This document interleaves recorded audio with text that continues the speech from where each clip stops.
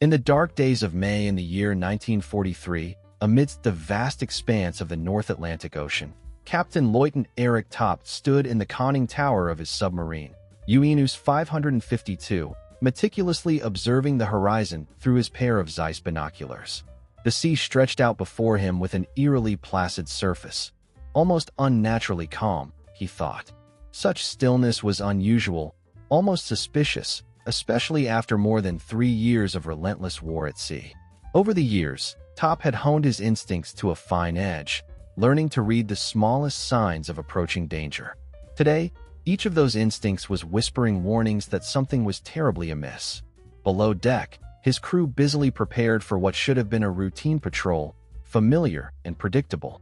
The submarine, with a record of sinking 35 Allied ships totaling nearly 200,000 tons, was a formidable vessel in Germany's naval arsenal. Top himself was renowned among his compatriots as one of the most decorated U-boat commanders. He had been awarded the Knight's Cross adorned with oak leaves, a mark of valor and skill recognized even among the elite. His men affectionately called him the Ghost of the Atlantic, a nickname that reflected both his stealth and the deadly reputation he had earned. Yet, on this patrol, the Ghost was about to encounter something unprecedented. Something that would shatter everything they believed about the art of submerged warfare and perhaps the very fabric of their understanding of the battle they fought beneath the waves. Dawn broke over the Atlantic, revealing an astonishing sight. A convoy of 40 merchant ships, sprawling across the horizon like a floating city of enormous vessels bound for war's supply lines. The sight sent excitement surging through Top's veins. This was the kind of target that could define careers, the kind that could turn the tide of the entire conflict. It was the sort of prize that could influence the outcome of the war itself. With commanding control, he raised his hand to signal the attack, a decisive move that could bring chaos to the convoy and potentially cripple what remained of Britain's vital maritime transports. But just as he was about to give the order, a strange sensation struck him, a noise, uncanny and unexplainable, piercing the usual sounds of the sea and machinery. Suddenly, a high-pitched electronic pulse emanated from above, an unsettling, almost supernatural sound that seemed to vibrate through the entire vessel, causing a shiver to crawl up Top's spine. This was a noise that should not exist, an unnatural flicker in the otherwise familiar soundscape of the Atlantic. It was sharp, piercing, and utterly ominous. It made his blood run cold. Top knew, instinctively, that this sound was a harbinger of something extraordinary, something that defied the norms of wartime submarine combat. Such phenomena had begun to be whispered about among the crew and officers. Rumors of secret weapons, mysterious detectability, and supernatural levels of precision in Allied tracking. But to this point, they had been dismissed as the paranoid fantasies of exhausted men, mere speculation to ease the fears of those beneath the surface. Prior to that morning, the tide of the submarine war had appeared to favor Germany. By late 1942, the U-boat fleet was roaming the Atlantic with almost unchecked dominance, operating in coordinated wolf packs guided by intercepts from advanced signals intelligence that could decipher British naval codes almost in real time. The German Naval High Command, under Admiral Dönitz, had amassed over 400 operational U-boats, an overwhelming force capable of strangling Britain's vital supply routes completely, choking off food, fuel, and wartime supplies. The statistics told a compelling story. During November of that same year, U-boats had sunk 119 Allied ships, a total of some 729,000 tons. British merchant losses exceeded the country's new ship construction by over 300,000 tons each month, a rate so alarming that it threatened to bring Britain to its knees by the summer of 1943. Winston Churchill, the British Prime Minister, later recounted that the greatest fear he faced during the entire war was the U-boat peril. More frightening to him than the daring aerial battles of the Battle of Britain, the submarine threat loomed as a silent killer, undermining his nation's resilience. However, by May of 1943, a remarkable shift was unfolding. The tide of war was turning, and not in Germany's favor. Within a mere 3 months, Allied shipping losses had plummeted by 75%, a staggering reduction that stunned military strategists. Simultaneously, U-boat casualties had tripled, with experienced commanders like Top reporting encounters that defied all logical explanation. Men who had survived dozens of patrols and navigated countless dangers now faced inexplicable phenomena. Ships that seemed to detect their presence in complete darkness, aircraft that located them amidst foggy conditions, and destroyers that traced their underwater movements with uncanny accuracy. The German Naval High Command found itself baffled by this sudden and mysterious change. Their intelligence assessments showed no significant technological breakthrough among the Allies. Cryptographers confirmed that British codes still remained secure. Nothing had changed there. Yet, somehow, the Allied forces seemed to be hunting U-boats with almost supernatural precision, an ability that struck the Germans as inexplicable, even mystical. Rumors had begun swirling within the officer ranks at Lawrence, filled with wild theories about secret weapons, treachery, or esoteric detection methods that bordered on the supernatural. Some officers believed the Allies had developed new, secret systems that could locate submarines through means beyond conventional understanding. Others whispered of traitors within their own ranks, feeding information to the enemy. Top himself, however, dismissed these stories as the paranoid imaginings of worn-out sailors and exhausted officers, until that particular morning in May, when, standing watch in the conning tower, he first heard that unnerving pulse. When the voice pipe crackled urgently, ordering "Alarm, clear the bridge," the crew responded instantly. Sirens blared, and men hurriedly scrambled down the ladders while the engines cut off, switched from diesel to electric motors. Top watched in sober silence as the bow of U-Enus 552 tilted downward, signaling the beginning of a new and truly extraordinary chapter in submarine warfare, one that would challenge their understanding of the unseen battles beneath the waves forever. Even as the submarine silently descended beneath the surface, Commander Top experienced an unsettling feeling that something was amiss. The electronic signal they had detected originated from directly overhead, yet no aircraft was visible in the clear sky above. The only visible features were a smattering of clouds floating at around 3,000 feet, giving the impression of calm and serenity on the surface. Without hesitation, he issued a command, level at 60 meters, followed by an instruction for silent running, ensuring the vessel moved stealthily without creating any noise that could betray their position. Inside the control room, the first watch officer, Klaus Bergton, looked at Top with a mixture of curiosity and concern, silently questioning what he had seen or possibly heard. Top, sensing Bergton's unspoken question, simply shook his head and admitted, "Nothing. I saw nothing." However, he quickly added, "But I did hear something. An electronic signal. Very high frequency." Bergton's eyebrows furrowed as he considered what the signal might be. It could have been a SDAC, a sort of clandestine detection system. But that made little sense at that moment, because their submarine remained on the surface, and SDIC was not used at such depths. More precisely, it was not ASDIC, the traditional acoustic detection system, but something entirely different. They remained silent. The only sounds filling the control room were the gentle hum of the electric motors and the occasional creak of the pressure hull adjusting to the depth.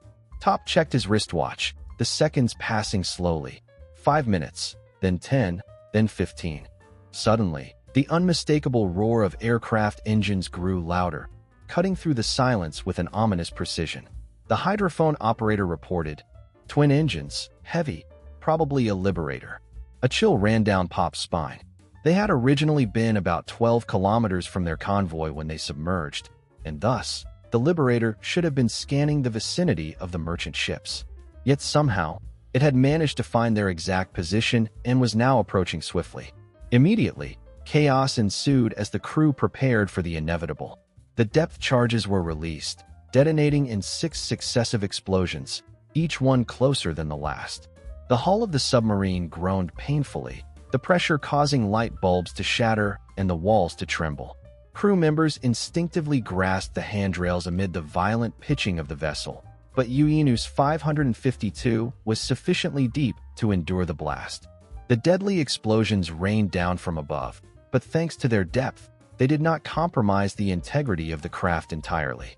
For roughly 20 minutes, the sounds of the attack persisted, until finally, the Liberator retreated.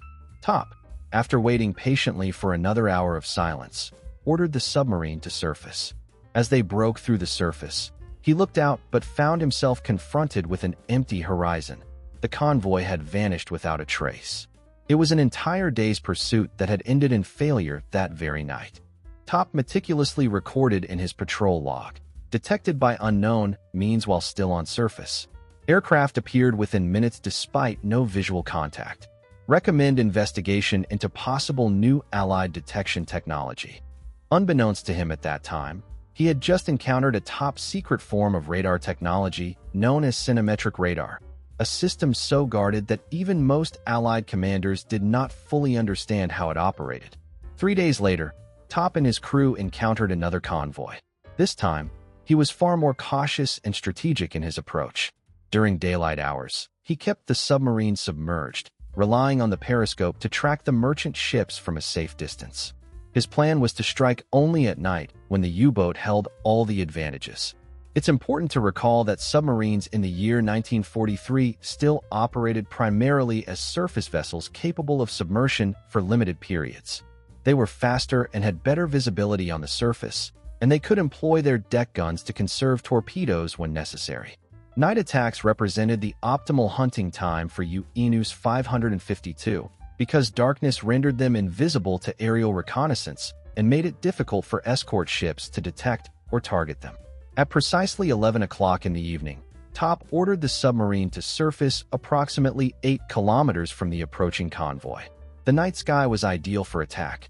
The overcast clouds veiled the stars, and the absence of moonlight reduced visibility to less than 500 meters.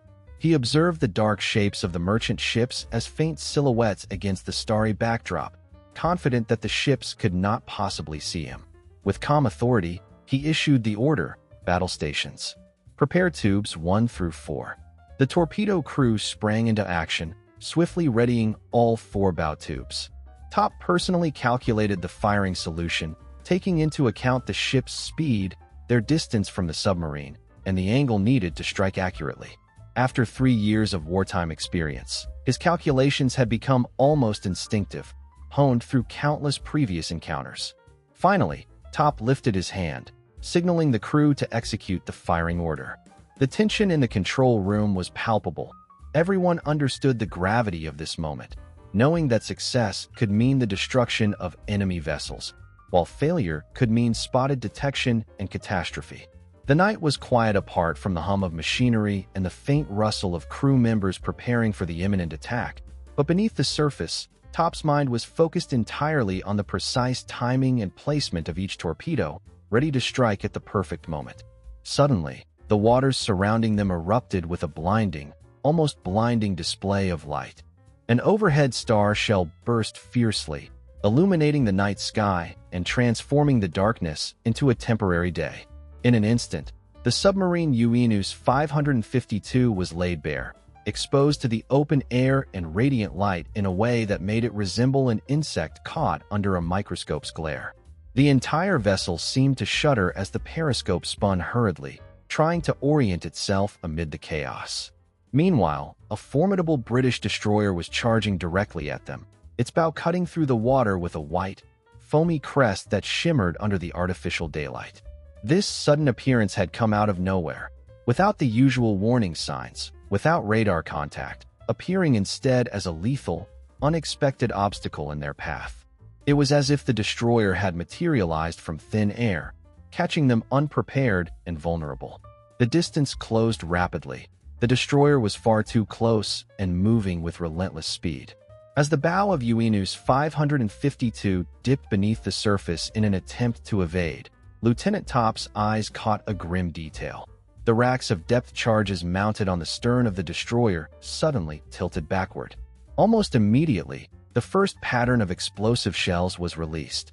They detonated at approximately 30 meters depth, just as the submarine's hull passed through the explosive zone.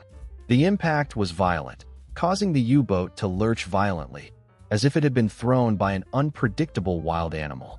Debris, cork insulation, and other materials from the interior rained down from above, adding to the chaos. Sparks flew from the main electrical panel, which hissed loudly and then went dark, plunging the interior into an oppressive darkness. The damage report poured out amid the confusion. Stern diving planes jammed. The hydraulic leak in the control room caused a rapid loss of the control systems, and the port electric motor was overheating dangerously. More depth charges rained down, this time at closer intervals and with greater ferocity. Each explosion was a brutal reminder of how relentless the attack had become. The pressure hull, the submarine's vital protective shell, groaned under the immense stress, a sound every submariner both feared and despised. It indicated that the steel of the vessel was bending beyond what it was designed to withstand. Top ordered urgently, "Take her to 180 meters." This was deeper than the submarine's recommended limit, yet they had no alternative but to go down even further to evade their pursuers. For 3 long hours, the destroyer continued its relentless pursuit, staying directly overhead with uncanny precision, dropping patterns of depth charges in a systematic, almost calculating manner. Every time UENU's 552 attempted to slip away, the destroyer would adjust its course with unwavering accuracy to maintain its position. It was a game of constant countermeasures, and yet, eventually, the attack ceased at approximately 3 o'clock in the morning. Top waited silently for another couple of hours before finally surfacing the submarine from its depths. When the hatch was finally opened and they broke through the surface, they discovered that the convoy they had been trying to find and protect was long gone, vanished into the night. By the 3rd week of May, Lieutenant Top had managed to sink only 2 ships, an utterly disappointing outcome considering his extensive experience and the formidable efforts he had put forth. Even more troubling was the fact that he had been forced to dive a total of 14 times to avoid approaching aircraft, an exhausting and perilous game of hide-and-seek in the deadly back-and-forth of war. His fuel reserves were dangerously low, and his crew was visibly exhausted from the relentless tension and physical strain. But the most disturbing aspect was the pattern, or rather, the disturbing lack of any pattern, that he was beginning to see. It was a repetition of irregular detections that defied logic, leaving him puzzled and uneasy. That evening, he spread all his charts and maps across the wardroom table, the dim light casting shadows over the scattered papers. Barston and Herman joined him, their faces serious as Top pointed to various locations marked with a red pencil. "Take a look at this," he said gravely. "To summarize, over the past 3 weeks, which amounts to 14 separate incidents, every time we've been detected, something is off." He paused, emphasizing the next words carefully. "What do you notice?" Barston studied the markings intently. The points didn't form any recognizable pattern. They were scattered across different times of day, under various weather conditions, and in a variety of circumstances. Some detections occurred during broad daylight, others under cover of night, some in foggy conditions, others in clear weather, some when the submarine was surfaced, and others when it was submerged at depth. They happened whether the vessel was near convoys or far from any obvious shipping routes. The pattern, or lack thereof, was startling. "Exactly," Herman agreed quietly. "There's no consistent pattern to when we're detected. It means they can find us at any time, no matter the situation." The realization sank in heavily among the trio. The implications of this randomness were staggering and ominous. Top then pulled another chart into view, this one depicting the losses of UFOs, underwater battle units, across the entire Atlantic Ocean. The figures were devastatingly high. In the first 20 days of May alone, 31 UFOs had been sunk, more than the entire month of April, and significantly more than any previous month throughout the conflict. "The Americans are building Liberty ships faster than we can target them," Top remarked grimly, tracing the graphic lines with his finger. "In April, they launched 140 new merchant ships, and we managed to sink only 56. That leaves us with a net gain of 84 ships for the Allies in just that month alone. Every month, their strength grows. Every month, our losses accumulate. It's a relentless tide of increasing power on their side, while we falter and weaken." He drew a graph on the chart, illustrating 2 lines, one ascending, symbolizing the growing number of American shipping, and the other descending, representing U-boat attrition. The 2 lines intersected somewhere around the beginning of July, clearly indicating a turning point, a moment when the Allies' logistics and resources began to surpass the German underwater fleet's capacity to sustain their campaign. This sobering visualization underscored a grim reality. The tide of war was shifting, and the few victories they could hope for were slipping further out of reach as the odds stacked ever more against them. If the current trend persisted, by the approaching summer months, our ability to sink enough enemy ships to make any significant difference would diminish to the point of insignificance. The convoy system that the Allies had established appeared to be growing increasingly unassailable, nearly impervious to our efforts to disrupt or destroy it. And if we could no longer pierce their convoy defenses, then the entire purpose of our mission, of our strategy, became moot. Everyone on our side understood this implicitly. There was no need for further explanation. It was clear that Germany's entire war plan hinged on one critical objective: starving Britain into submission through relentless naval blockade and attrition. To succeed, we had to keep the convoy routes open, to prevent the Allies from delivering supplies and reinforcements. If the U-boat submarines, our stealthy underwater warriors, failed to intercept and sink enough Allied ships, then in essence, Germany's prospects in this conflict would be doomed. The entire war effort could hinge on just one failure. Barston, one of our officers, voiced a question that everyone was pondering in silence. It was the question that gnawed all of us. What had changed so dramatically in such a short span of time? Only half a year earlier, we had been confidently asserting our dominance in these waters, regularly sinking enemy ships and maintaining the threat. Now, our boats barely managed to survive even minor patrols. It felt as though we had been pushed to the very edge of defeat. So, what exactly had the Allies developed or improved that made our previous tactics obsolete? Top, our technical officer, shook his head in frustration and confessed, "I don't know." He hesitated before adding, "But whatever it is, it's not just a single new device or technique. It's an array of advancements." He explained that the enemy was detecting our submarines not only on the surface, but also when submerged, which was unprecedented. They were locating us at night, despite the darkness aiding our stealth. This shouldn't have been possible, as our detection methods relied heavily on visual and radar cues that should have been less effective in low visibility conditions. Furthermore, the enemy was tracking us underwater with an accuracy that far surpassed anything we had seen before, beating our own advanced ASDIC systems by a significant margin. Herman, another technician, pulled out a thick technical manual pointing to the data. "Our METOX receivers," he said, "can detect British radar signals from a distance of up to 30 kilometers. Yet, somehow, they're locating us with aircraft that our METOX equipment never picks up. Either they've developed radar operating on a different frequency, one beyond our detection capabilities, or, worse, our METOX systems are no longer functioning properly." Top listened carefully and finished the thought. That would mean every UOT, underwater observation team, in the Atlantic is flying blind. We're effectively in the dark. The implications of this new development were nothing short of terrifying. Hundreds of U-boat submarines relied on their METOX systems to warn them about approaching aircraft overhead.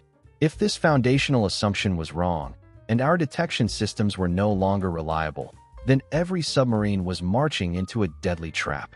They could be spotted and attacked at any moment without warning, with no way to detect or evade their enemies effectively. In response to this alarming situation, Top took a decisive and risky step. He made the call to break radio silence, an action that could jeopardize their position but was necessary to alert higher command. "The Naval Command needs to know precisely what we're experiencing," he declared. It was a dangerous move. British direction-finding stations, which could triangulate radio signals within minutes, might pinpoint their location and track their movements. But the potential advantage of warning the entire fleet outweighed the risk of exposure. With meticulous care, he drafted a message that read, "Detected repeatedly by unknown means. Aircraft locate UNUS 552 in zero visibility. Surface radar detection without METOX warning. Night attacks by destroyers with impossible accuracy. Request immediate technical analysis." He then encoded this message, transmitting it in a brief, 3-second burst before diving and changing course, standard after any transmission to reduce the possibility of interception. 6 hours later, the reply arrived. It was succinct but telling. "Your report acknowledged. Similar reports from multiple boats. Technical investigation underway." Continue patrol. Top read the message twice, pondering its meaning. The response clearly indicated that they weren't alone. Many other vessels had encountered similar phenomena. This was not an isolated incident affecting only UNIS 552. It was a widespread issue impacting the entire U-boat fleet, suggesting a fundamental shift in the Battle of the Atlantic. Something had changed at the core of their enemy's technological defenses, but no one on our side yet understood what it was. Time marked the date as May 24, 1943. That night, UNIS 552 was running on the surface to conserve battery power, fully exposed but necessary to recharge. It was exactly 4 o'clock in the morning, the darkest part of the night, considered the safest window for surfaced submarines to operate. Top, the commanding officer, stood in the conning tower alongside 2 vigilant lookouts. Their task was to scan the sky continuously, sweeping their binoculars systematically across overlapping arcs to maximize their field of vision. This meticulous routine was part of standard procedure, what had kept them alive and fighting for nearly 3 turbulent years of war. Suddenly, the silence was shattered. Their METOX receivers remained silent, showing no radar emissions from the air or surface. No signals or signs of enemy activity had been detected. Then, without any warning, the night erupted into chaos. The glow of powerful searchlights burst directly overhead. A Liberator bomber, an aerial monster built to strike submarines, appeared out of the darkness, already immersed in its attack run. Its lights illuminated the entire surroundings as it carved through the night sky, closing in on their position in a calculated and relentless manner. The submarine was less than 200 meters from its target, an immediate and startling closeness that allowed Top to see the pilot's face clearly through the small window of the cockpit. The entire scene unfolded with breathless urgency. There was no time left for evasive maneuvers, no opportunity to dive to safety, nor to align the anti-aircraft guns for a defensive shot. The only thing they could do was observe helplessly as the depth charges descended rapidly, plummeting into the water with deadly precision. When these explosive devices struck the surface, they hit the water at a depth of only about 15 meters, shallow enough for the full fury of the blast to directly pound against the hull of UNIS 552. The resulting explosion was deafening, causing a complete blackout. The lights on board flickered momentarily before extinguishing altogether. In the sudden darkness, chaos erupted as crew members shouted frantic orders, metal groaned under stress, and water sprayed violently from ruptured pipes and damaged fittings. Emergency lighting flickered to life, casting a sickly red glow over the cramped interiors before also failing, plunging the submarine into complete darkness. Amid this chaos, men scrambled to make their way to the control room, topsy-turvy from the force of the blast, his ears ringing painfully. The rapid influx of reports began to come through, each message more alarming than the last. The forward torpedo room was flooding. The stern control planes had ceased to respond. The pressure hull had been cracked near frame 47, and the battery compartments were filling with water, threatening to incapacitate them entirely. Despite the mounting panic, Top's training and experience enabled him to process this cascade of dire information with cold, measured clarity. It was clear to him that UNIS 552 was dying. Its life was measured in mere minutes, perhaps even less, before it would become uncontrollable and sink beneath the surface. The crew responded swiftly and mechanically. Air was pumped rapidly into the ballast tanks, causing the bow to tilt upward as the submarine clawed desperately toward the surface like a wounded animal fighting to survive. At exactly 4 hours and 7 minutes past midnight, the submarine broke through the turbulent water's surface, water cascading off the deck in a chaotic torrent. A second later, they saw the Liberator aircraft still circling overhead, poised for another attack run. The order was given, prepare to scuttle.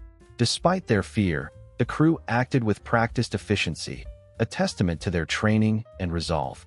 They opened the scuttling valves, releasing the valves that would flood and destroy the vessel from within, and attach demolition charges to critical equipment, the code books, and the Enigma machine, before calmly climbing onto the deck to abandon their sinking boat.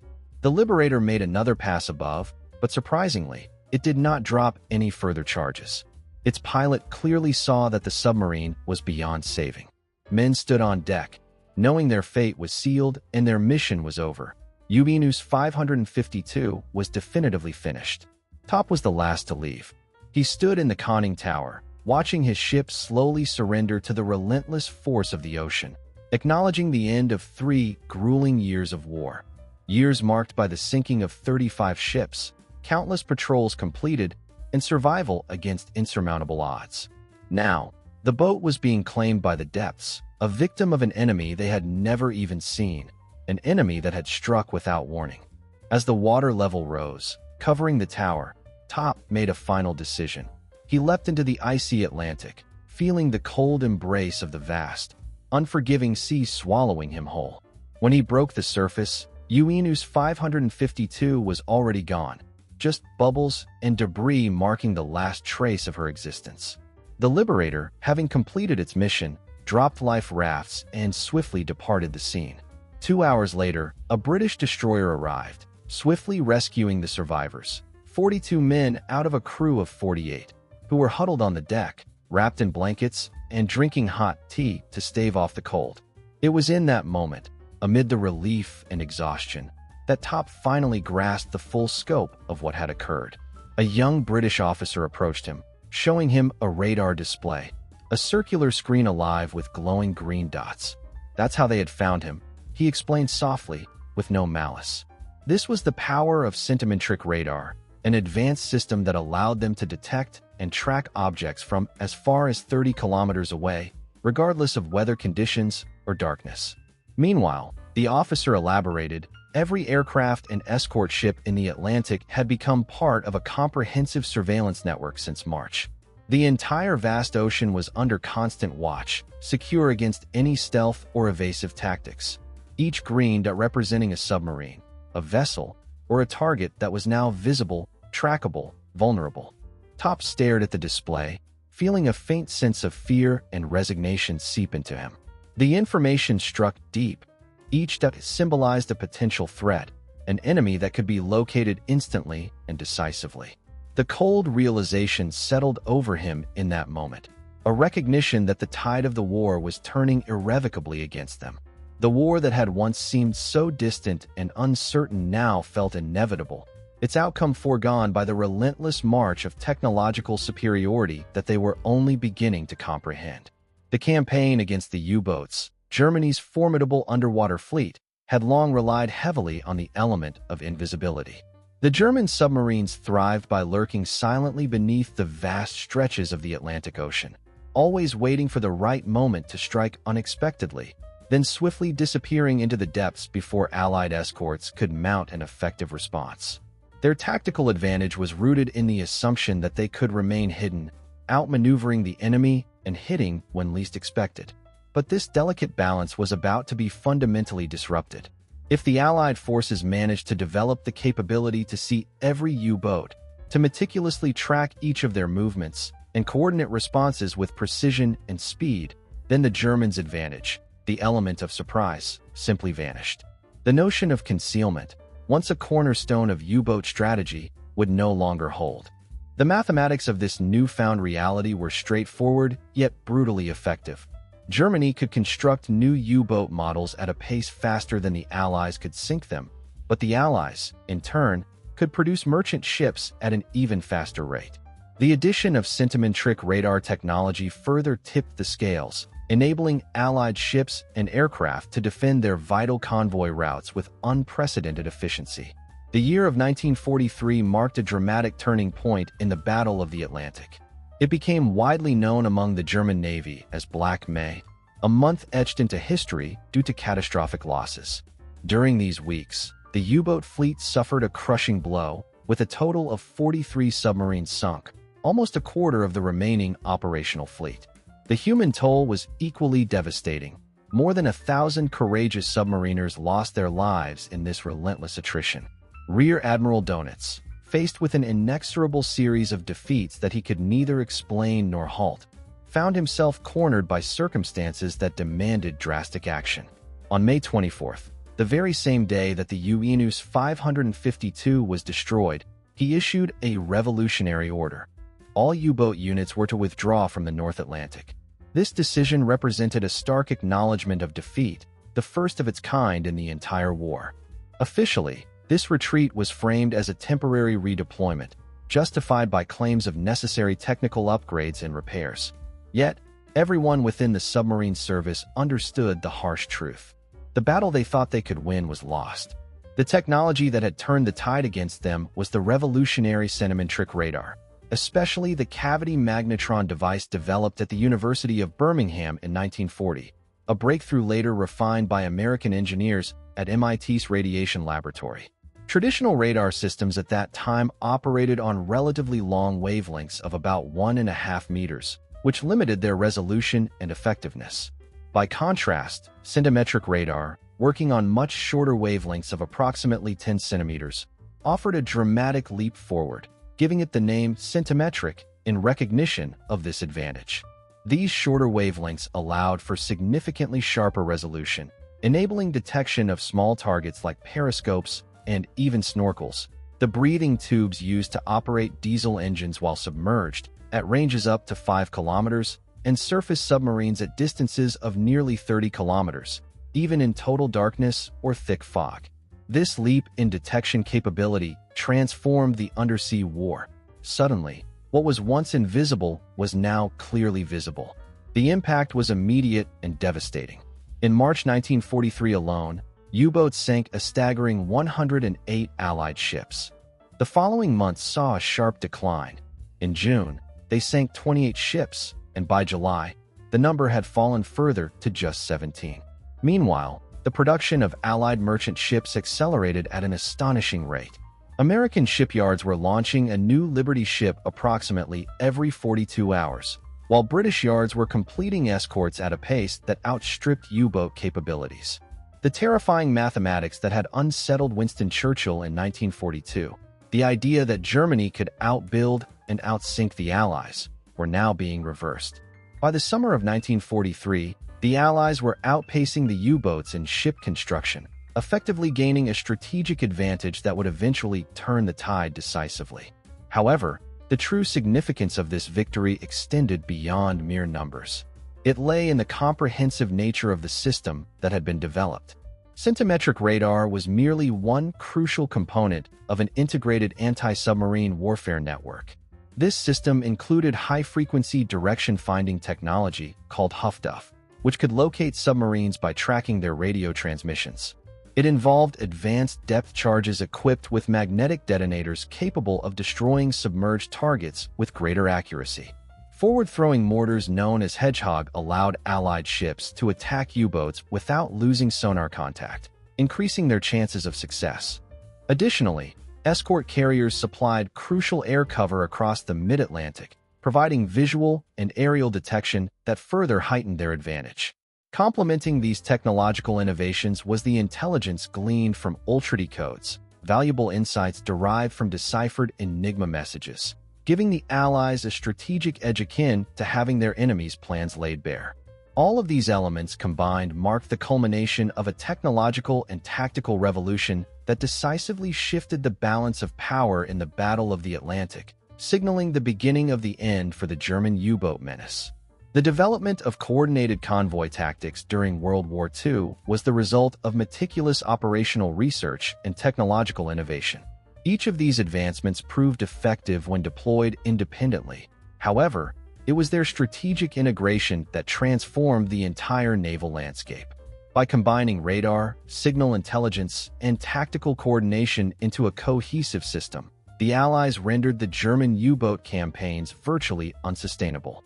This integrated approach created a formidable defensive network that the German Navy found increasingly difficult to counter, despite their efforts to adapt. Although German naval intelligence personnel sensed that something had fundamentally changed in the Battle of the Atlantic, they never fully grasped the nature or scope of these technological shifts. They suspected that improvements in radar equipment might have played a role, but their understanding of its capabilities was considerably limited. They were aware of the existence of HFDUF, high-frequency direction-finding equipment, which could detect and locate radio transmissions, yet they underestimated just how precisely these signals could be pinpointed.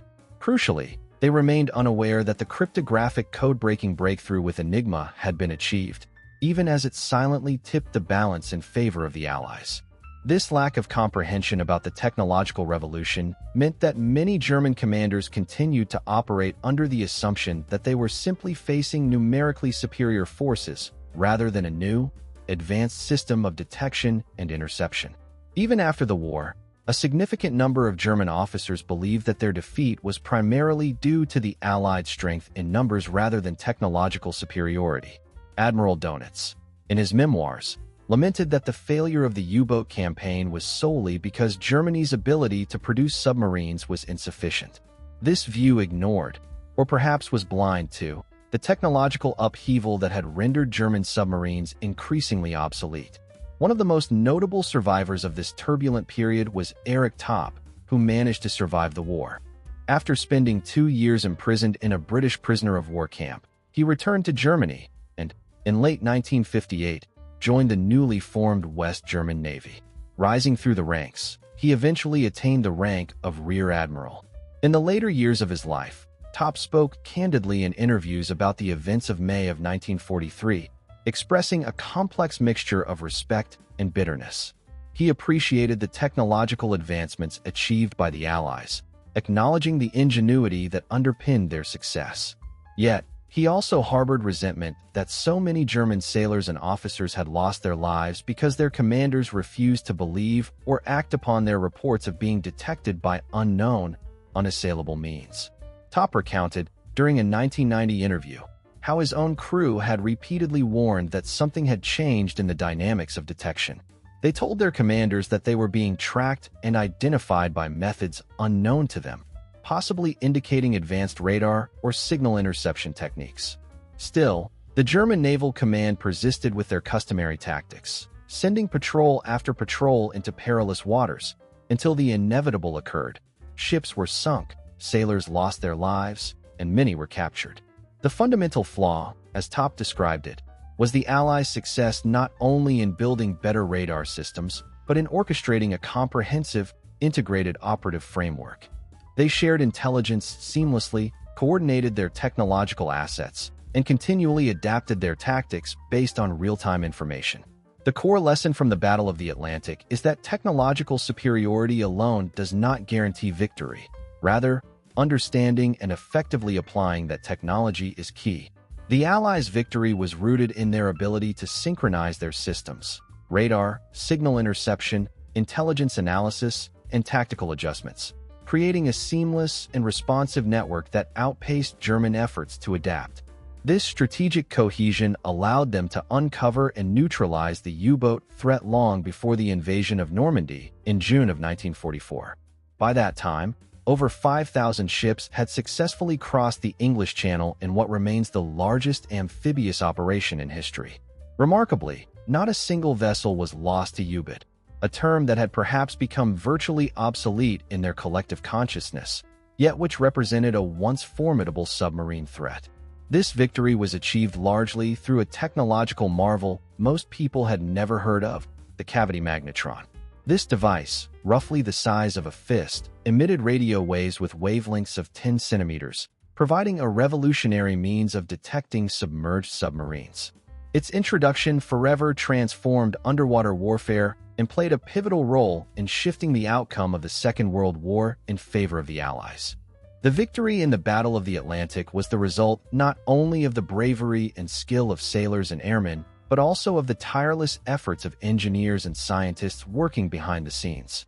It was a triumph forged in university laboratories, experimental workshops, and factory floors, an unseen war of technology and intelligence that turned the tide of history.